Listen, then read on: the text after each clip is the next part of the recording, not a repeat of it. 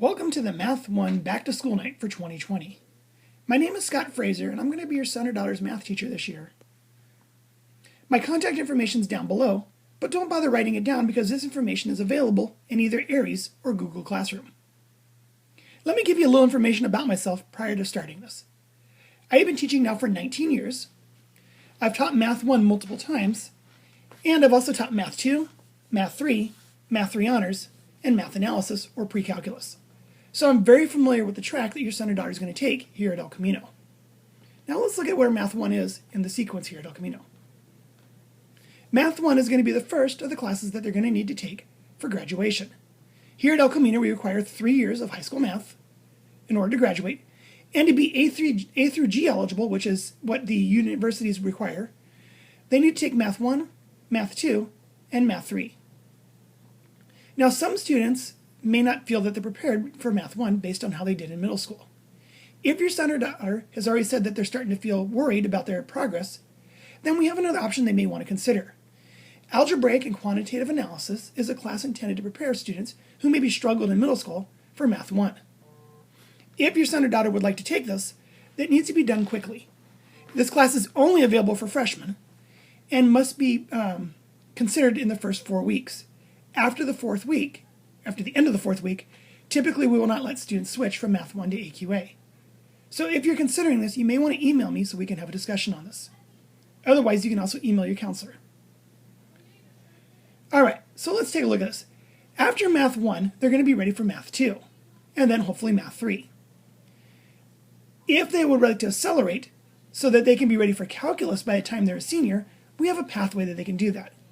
If they do really well this year in Math 1, then they can select Math 2 plus, and then Math 3 plus, and then be ready for calculus. The 2 plus and 3 plus classes will condense together the math analysis over those 2 years. So it's like taking 3 years of math in 2 years.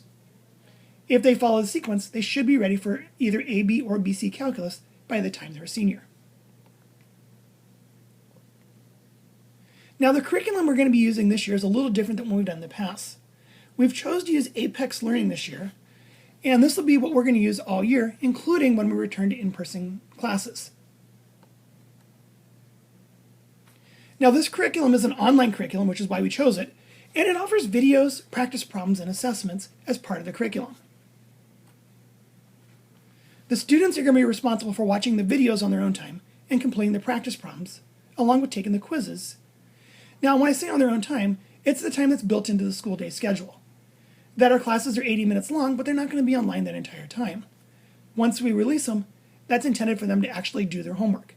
Now they also have additional time from 1:45 to 2:20 each day, which they're not in class anymore, but they're expected to still be working on schoolwork. So they're going to need to use that time to complete some of this work. Now when I say that, I don't want you to think that they're on their own. They are not on their own this year. Please understand that they are not on their own. We're still using our live class time to clarify and summarize the critical material that they're going to see in Apex. And we're also going to use that time to complete additional practice problems and review questions, along with practice critical thinking skills. So we're going to be using that class time very productively to make sure they really understand what they're seeing in the Apex. The Apex is not a standalone here. We're using it as the main tool, but still using that in-class time to make sure they really get it.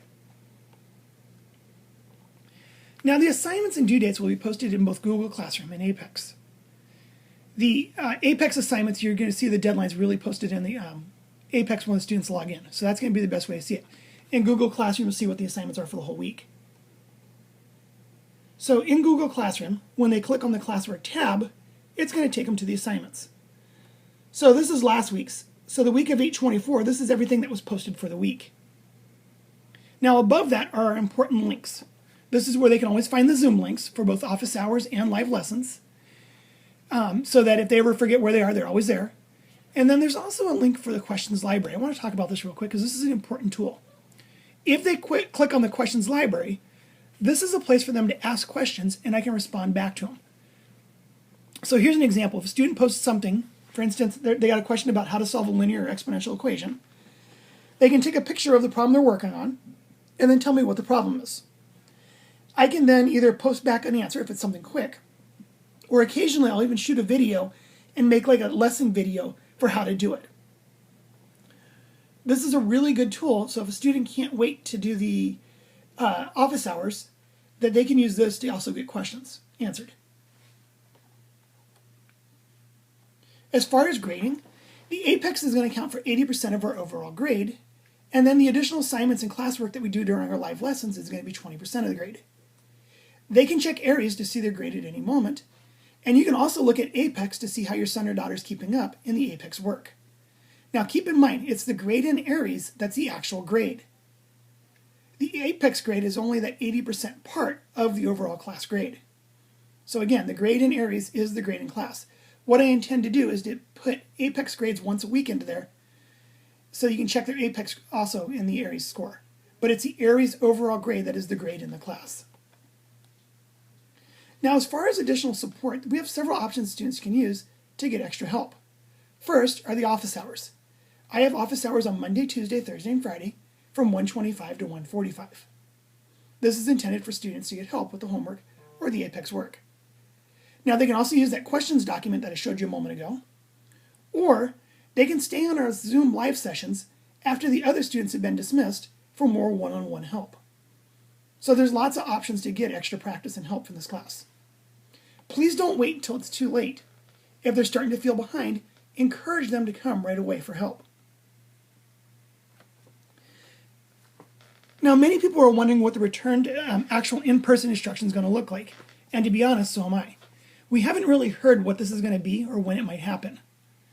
Now, I can assure you that we're going to be using the same curriculum when we return. So we'll still be using APEX as our main course. All right, well, thank you for watching this. And again, here's my contact information, which is available in both Google Classroom and ARIES in case you need to get a hold of me.